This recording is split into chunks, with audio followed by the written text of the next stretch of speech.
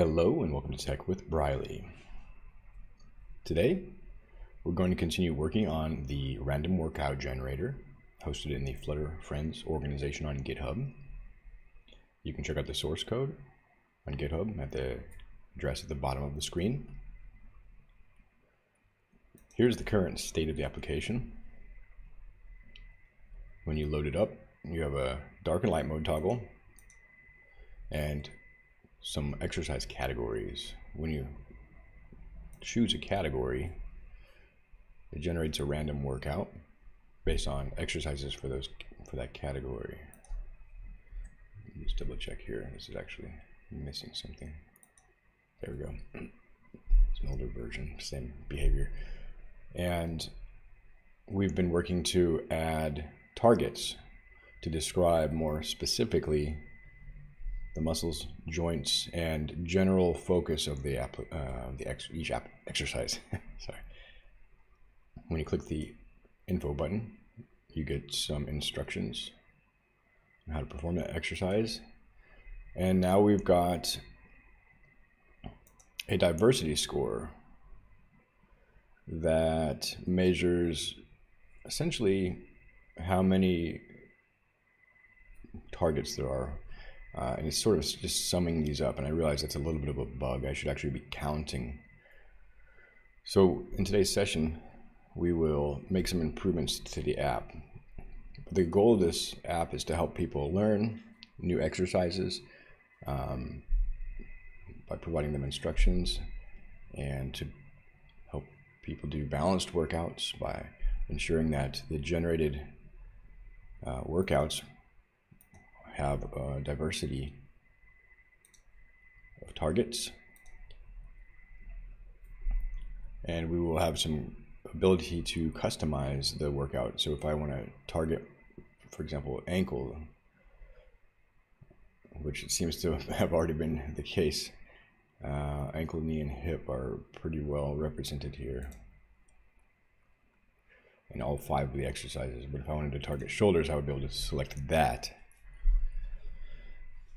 So there's some small quality of life improvements we can make. The title here should be capitalized.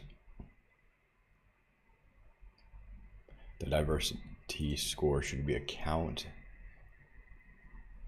of these instead of a sum of these. So let's go ahead and then we will continue working on, while I gather my thoughts for a moment, we will continue working on this epic, which I've got 4 tasks completed to allow the user to select the targets that they prefer. So yesterday we were able to make sure that the workout we generate automatically is balanced, and we added some annotations for the targets such as the muscle groups and joints.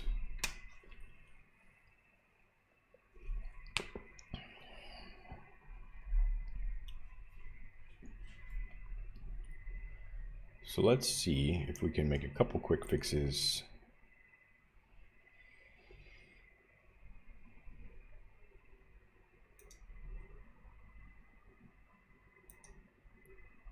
By first creating GitHub issues.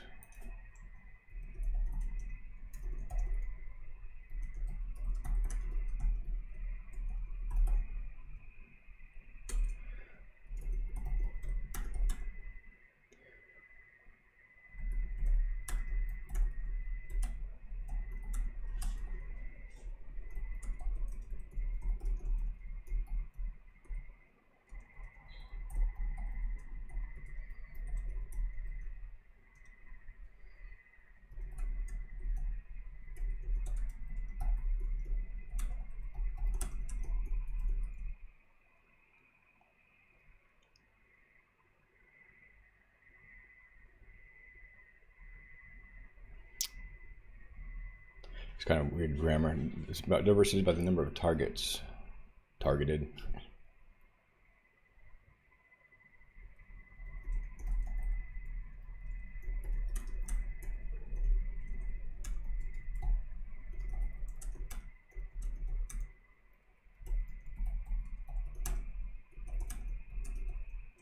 Rather count the targets.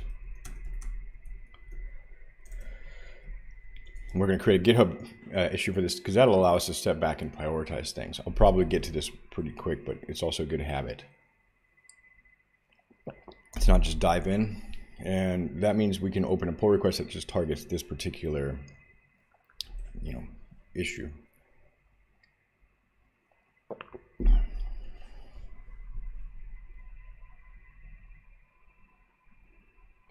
That gave me a bit of extra detail, but that's all right.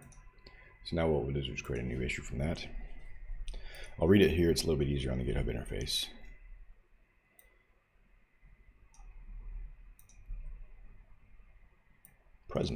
Currently, we use Grammarly here.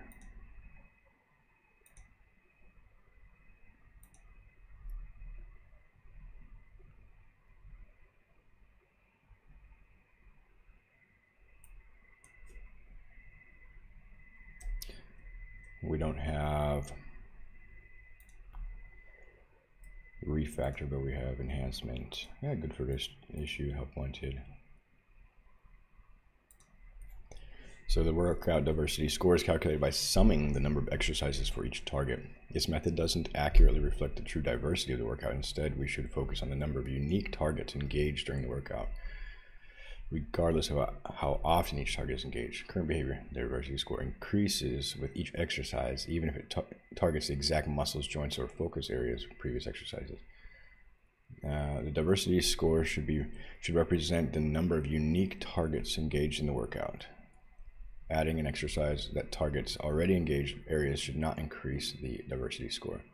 Yeah, it's got some steps to complete. So I did this in the previous day's chat because it had the context of the code we were writing yesterday, and I'll mention it. I'll have to do that later. I'll mention it as well that this code is, project is made possible by Claude 3.5. I'm interested in Flutter. I've been working with it lightly for probably 1 to 2 years, but I haven't made any significant projects with it. So Claude is really doing the heavy lifting here, and I'm sort of stepping back to a project management perspective, but at the same time diving into code periodically. So I have to kind of understand the code. Okay, so that's worth its own task, and we've got that task now. So we can prioritize that later, or it's up for grabs if anyone wants to take that. So that's another good thing. You can signal other contributors who might want to make some changes in an open source project. Okay, so let's look back at the UX here. So this needs to be capitalized, and this label needs to change. Those are so trivial, I don't think it needs a whole issue there. So this is called, we'll just zoom into this. I'm even going to commit these to the main branch because I'm not going to do a whole pull request for this change of labels. This is under the widgets. So our app is structured in the lib folder. We've got some data, which contains all of our exercises defined, and the exercise model is defined here under models, as well as some other helpers for labels. We have pages that are essentially the main pages of the app. So we've got the front page, which is your exercise selector here, category selection, and then the workout page, which is page number 2, which we see here. On each of the pages, there's a series of widgets. So exercise, or I should say category, but anyway, category and workout. Nonetheless, actually, no, those are exercise related widgets that are appearing here. They're not whole pages, they're just kind of, well, everything's a widget, so they're just like block elements that appear on the screen. And we're going to find this widget here. I think I can load the Flutter inspector if I recall correctly. Shift P here. Inspector.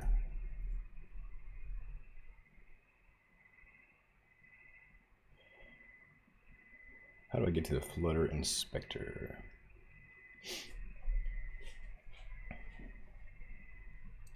Oh, you know what? I think it's because I'm running it. This is the published version online. So if you want to check it out online, it's linked in our repository. So if I actually run the project, just while I'm giving a tour, I'm going to use this Flutter inspector tool, which is really handy.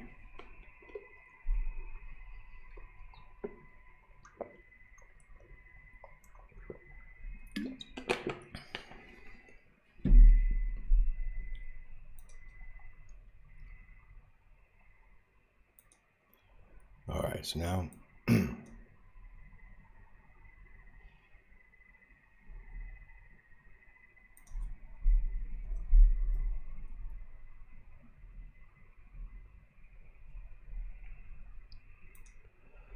can bring up the Flutter inspector, and now we can see when I click a widget, it takes me to exercise list tile. And here are those labels. So I'm just going to change this.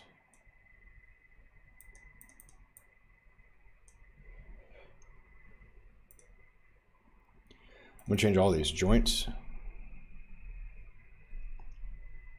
muscles, and focus. Just a little more concise.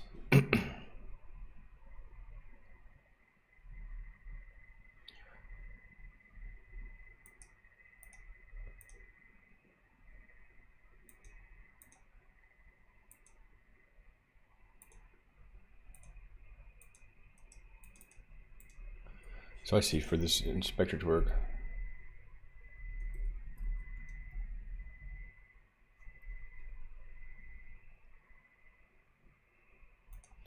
we'll open the Flutter Dev Tools, and now I can kind of use this magic wand to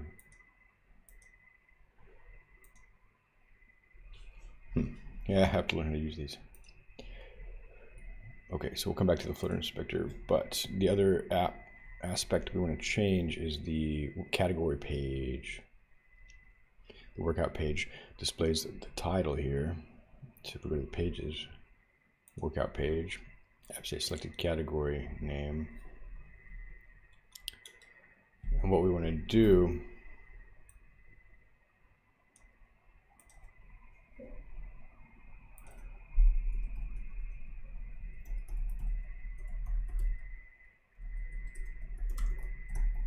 make this selected category uppercase.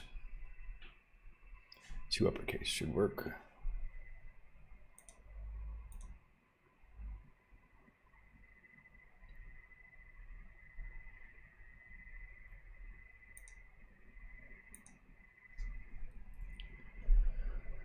Whoa, but it's not 2 uppercase, it's 2.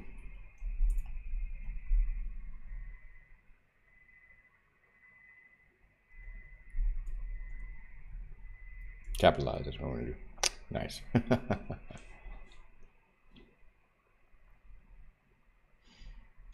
Good stuff. Those are trivial fixes, so I'm just going to commit those and push those.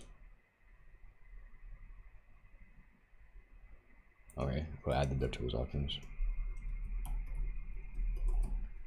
So this is why, you know, as far as I can tell, what these AI code generates, it's still important to understand what's going on. So you can make, you know, your own changes to the code in cases where the tool is not available, or you just want to make a quick change.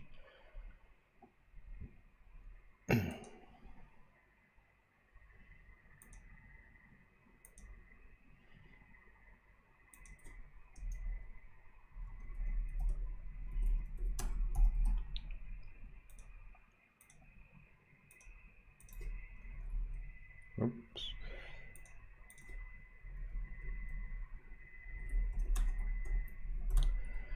Nice. Synchronize those changes. So those will be live soon, and we'll see those when you visit Flutter Friends, github.io/random workout generator.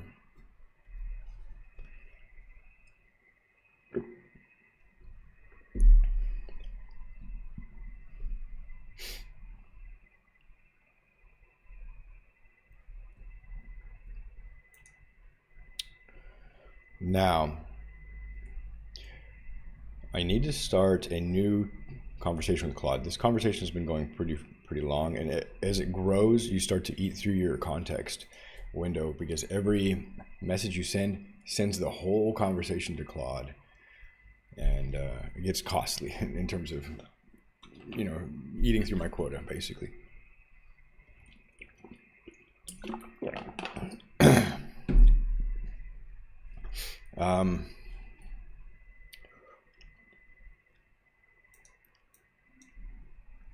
So when I start a new conversation, I need to give Claude some information. There's a couple of ways of doing that in this case. There's, since I'm working in a project, I've provided it with 27 files that are essentially the Flutter documentation for the latest release. That way I can try to encourage Claude to use Flutter idiomatic Flutter code that maybe wasn't available at the time of its training. So this is a way of supplementing Claude's knowledge for project-specific use cases. And this can be, it doesn't have to be public data. This happened to come from the Flutter documentation, which is a public website, but you could use your internal knowledge base or a textbook or all sorts of things and then start having a chat with that. Retrieval, augmented generation, and then there's some custom instructions I gave it to determine how it should behave. So what we're going to do is feed it some files from our project. So I, for some reason, can't just drag it directly from VS Code. At least I'll try again, but it didn't really work. One I'm going to give it is this README, which contains, yeah, see, it just doesn't quite work for some strange reason, but I can drag it from the README from file system browser. I don't know what's going on there. But if we go random workout, README gives it information about the project structure and architecture, namely where are files located and may need to be revised as I add and refactor the code, add files and refactor the code. But I think our project structure is kind of crystallizing now. But the other thing that Claude needs are the actual files. So let me take a look at the task we're going to work on today. Refactor that. So I already did this. I just did that. No, I didn't do that. We're going to leave this one, and I'm going to finish the task I started, which is this epic. Now, actually, technically, the diversity workout score is part of the epic. So, but here's the epic. Let's see if we can implement user interface for target selection. Well, actually, yeah. Let me just.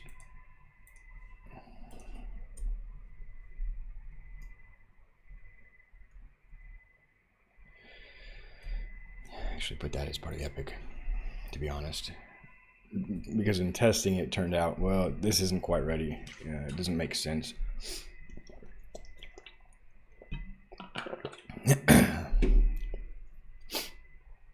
So let's work on this task. So all I think Claude is going to need then, since we've centralized all of our application state and all of the calculations around that in the lib providers, so we can just give it this app state here, because all that functionality is right there. So it's really convenient. It's not spread through the application. It's a really good practice, I think, to consolidate anything that's state related, like keeping track of variables, making derivative calculations based on, those variables, user selections. So we have it all here.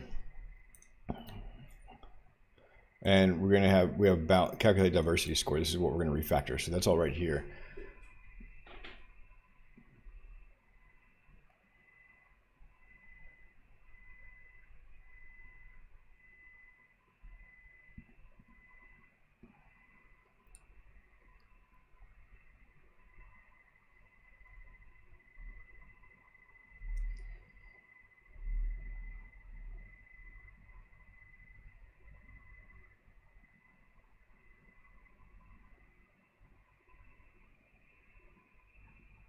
I think it's just plus equals 1, though, to be honest. Let's see what it does. Now, there's two approaches here. I can use Claude. Then we're going to use Claude the task. Or I can use, 3 approaches. I can do it. But the exercise here is also to learn how to use these generative AI in the workflow. So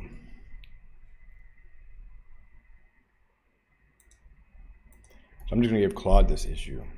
Let's see what it does with that. The README in the app state, and we'll start a chat.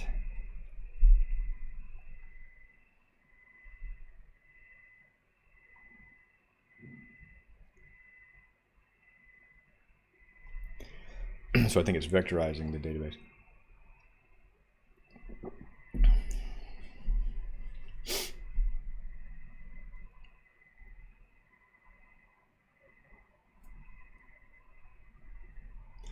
And this is kind of an interesting thing. It gives me sometimes more than it changed. Sometimes it gives me more than I asked for, though, which is like the plus side of that. So I have to determine here that it's not giving me a diff, which is another problem. Where the third option would be GitHub Copilot. So let's try this Copilot workspace real quick, just while we're here for A/B comparison. Copilot workspace is going to take the task. It's going to look at the code, probably vectorized or some kind of representation of the code, and or just retrieval augmented generates that. And so it creates a plan or a specification. Plan next. So the current workout diversity score is not calculated based on the number of unique targets engaged. Calculate diversity score method in random workouts provider currently sums the number of exercises for each target. The workout diversity score reflects the calculation method. All right. Oh, and the that's app state again. Adding an exercise that targets already engaged areas increases the diversity score. A lot of emojis. The current method does not accurately represent nice emoji use. Yes, the workout is correctly based on the number of unique targets and such and such and such. So we'll say, okay, cool. Let's generate the plan and see what it changes. It'll give me the diff, like a regular, GitHub style pull request. So it's going to modify that method, and it's going to target just the getter. It shouldn't have to be really updated. The getter is just going to essentially call that. Update the test for the workout page to reflect a new calculation method. All right. So this is nice. It's giving me tests, and I didn't feed the tests to Claude. Since GitHub has the full context of the code, it's in a way able to look at files I might not have thought to look at. I'm not sure what the tile list will need. List tile will need.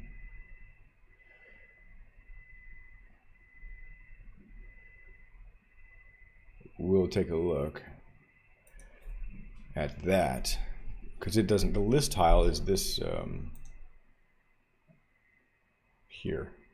It doesn't really contain anything about that. But when we click the diversity info, that's the widget. Interesting. So now it's implementing the change, which is kind of cool. I might be able to see it generating that. Yeah, you can see it generating it over here. Pretty rad. And it'll give me a diff once it's got it. So it's interestingly.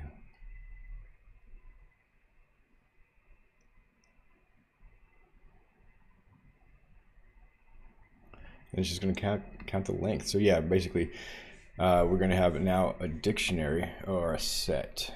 A set, which is guaranteed to be unique. Each item is unique in a set of dynamic items because they're coming from different enums. And everyone is going to add to that set. Even if that muscle has been added before, it'll only add it one time. So that's the cool thing about using a set. And then it just checks the length. That's brilliant. That's exactly, and it's very clear how it works. I should have asked it to add doc strings.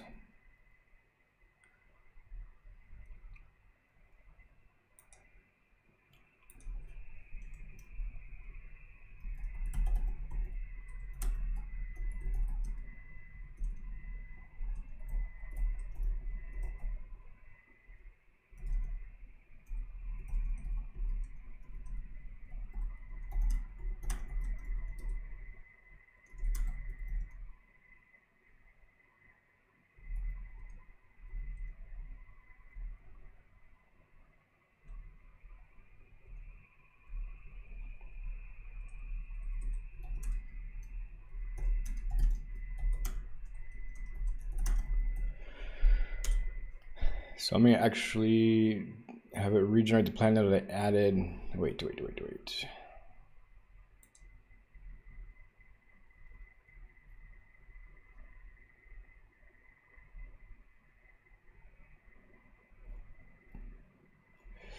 me see. So when you change the plan,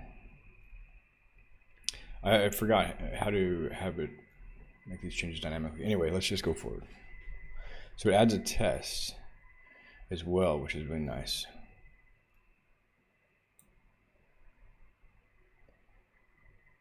Very cool.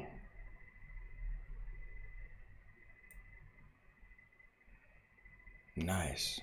And it fixed an existing test, which I actually didn't check. I need to get this test running in CI. So then basically you just say, you know, open pull request. You can tell it to regenerate. I think if I add a comment here, that's how I can get it to revise that file. Okay. That was a good implementation. Let's see if it comes up with the same solution. It was a really good solution to use the set. And with generative AI, every time you rerun the same prompt, you're risking, you know, losing the previous result. But anyway, let's see how common of a pattern it is to use sets for uniqueness and then counting the length of the set to get the count of unique items. It's a pretty well established pattern, I imagine. Yeah, so this is right. We've got the doc string, we've got the set, and same implementation. And doc string down here. Very good.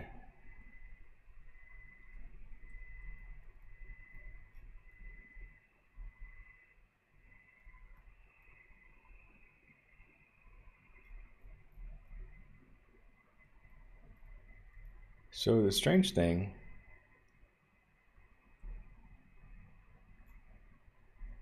is it's a bit duplicated.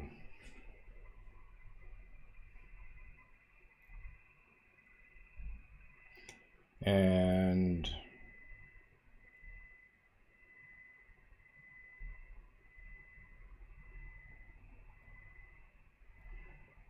since now in the previous implementation it used the internal method to calculate it,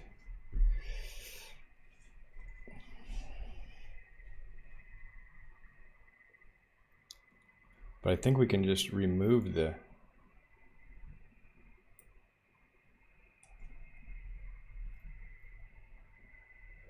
internal one and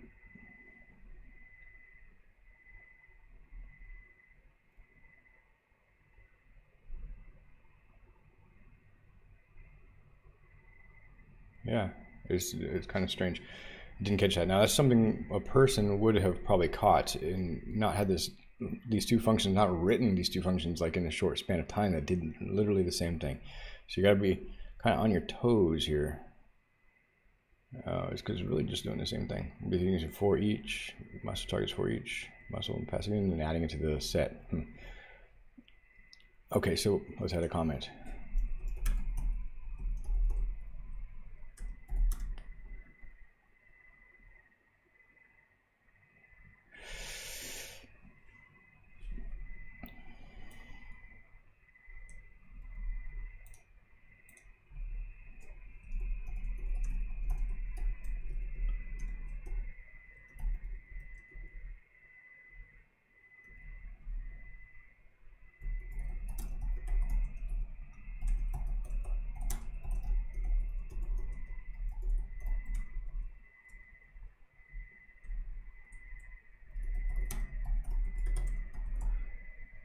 I'm not sure whether the getter is the better one, but we don't need the duplicate logic.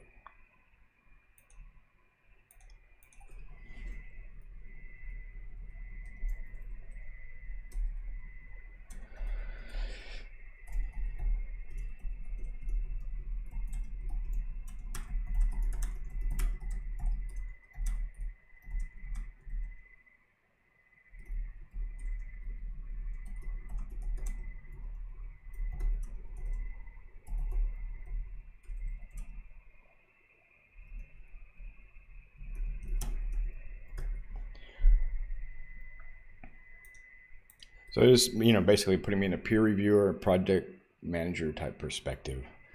And in both of those cases, you have to have domain knowledge, you have to have, you know, technical knowledge. So I think these are still important skills. You know, I've seen a lot of videos saying, you know, the end of the it's the end of the junior developer. I think we still need to develop these skills and learn to use them in the context of these tools. We need to learn how the languages work.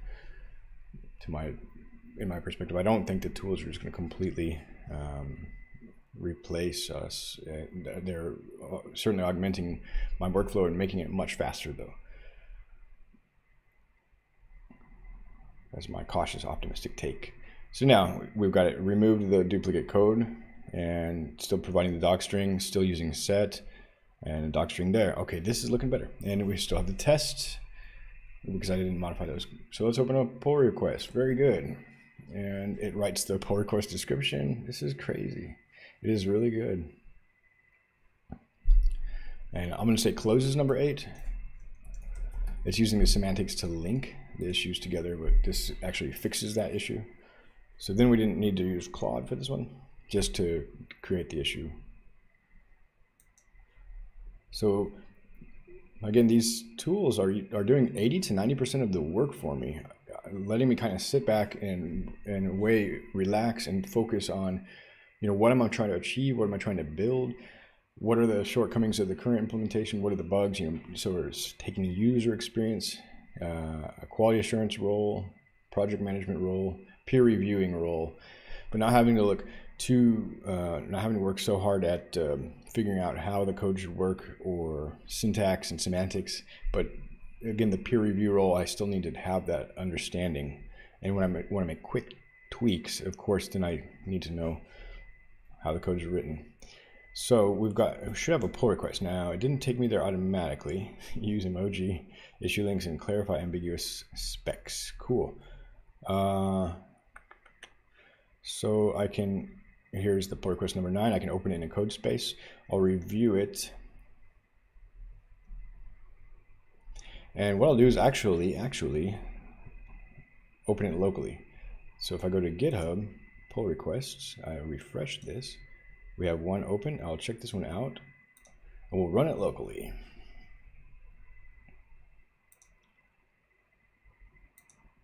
Files changed. And now if I hop over to the Flutter app, we should see if it hot reloaded. Okay, it hasn't hot reloaded yet. So let's go ahead and we could do which is this button.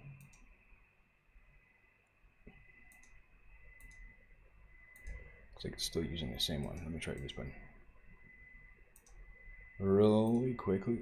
Oops, no, randomly generate another one. 44, still too high. Let me just try running it. Run the app. Oh, show errors. Okay, so this is good. App state has some errors in there. Yes, I like balance exercise. Oh.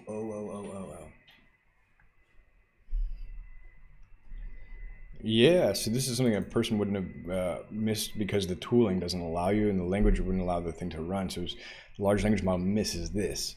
Okay, so basically, let's see if I can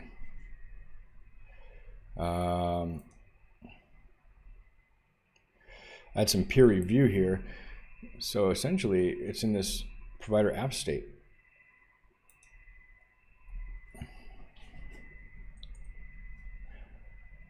Let's see if it notices by just pasting in the code.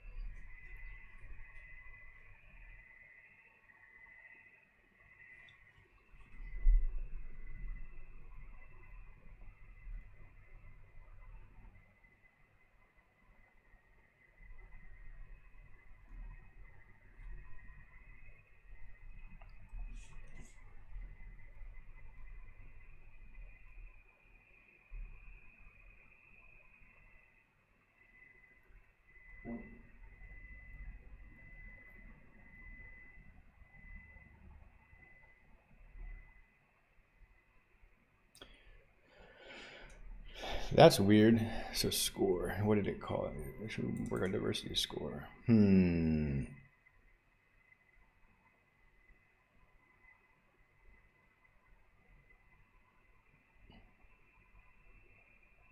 This is an interesting point. Actually, each exercise can have a score.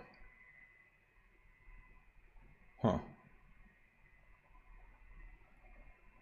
You know, because each exercise knows how many targets it has. So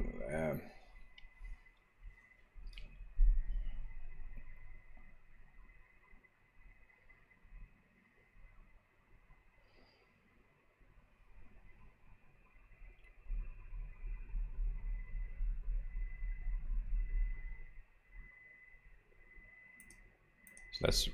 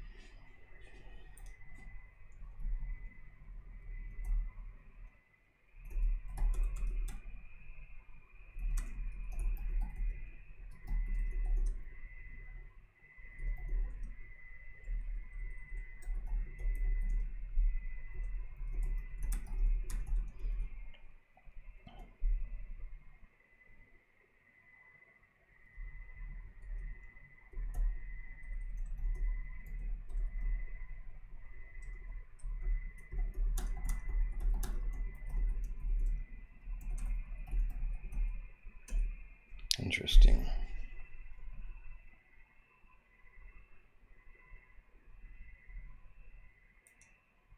Oh, wait.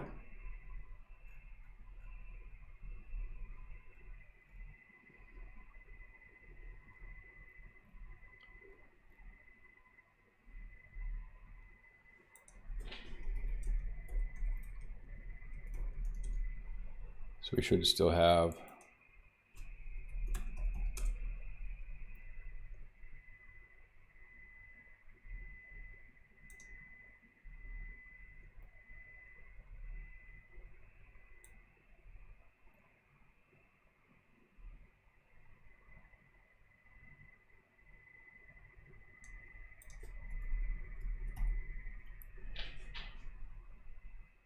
interesting. All right, let's run it. Let's run it. So back in our main.dart.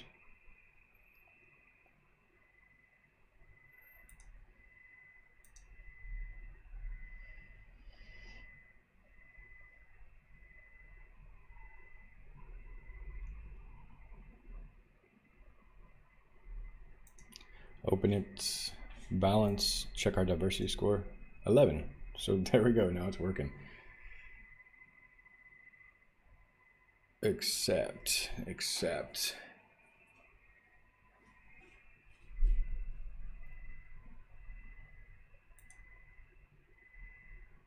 No, it's broken. Okay, I need to take a quick break. So we have a regression. Man, yeah, this is the promise and also the sort of illusion, I guess, of these LLMs. They're just not holistic, not comprehensive. So we have a regression. I'll need to take a break and we'll come back and fix that. Maybe we don't, like square.